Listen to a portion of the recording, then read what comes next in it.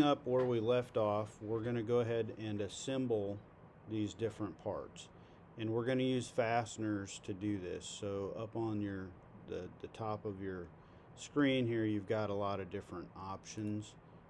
As you hover over those, you can kind of see what we've got.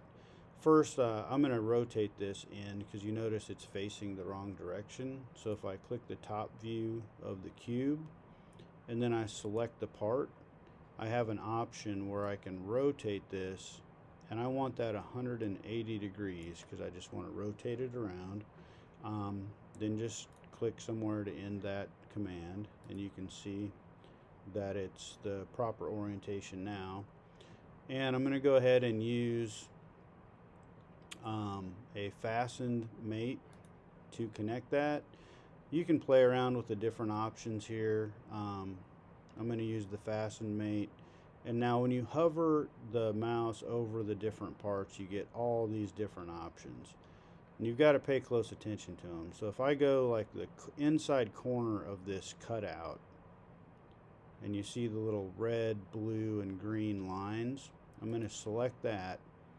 Then I'm going to select this corner, make sure you have the proper orientation, click to see what it does, and if that's how you want it, click the green check mark. So in this case, that's how I want it connected.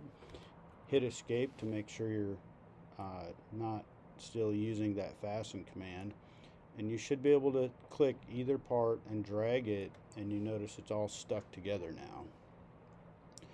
So I'm going to move from left to right. I'm going to go ahead and do the round peg next.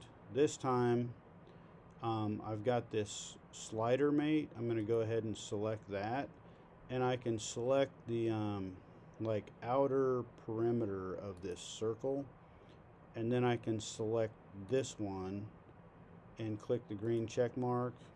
When I hit escape to end that command, now I should be able to move this, and it's perfectly positioned in the pegboard.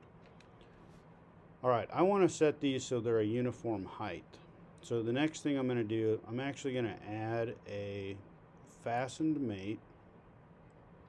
Notice I have this option for an offset here. And so I'm going to select the top, so like the top of this and the top of the pegboard. And I want to set this, hold on. I want to set the top of this to the top of the pegboard. Let me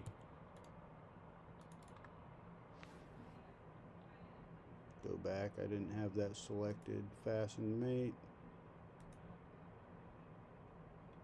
And I need to make sure that I get the center. So right there.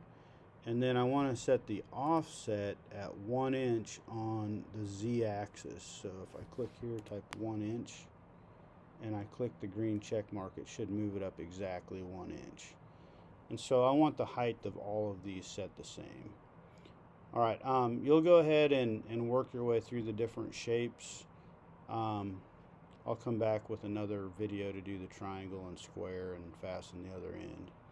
So that's all for now. Hope that was helpful.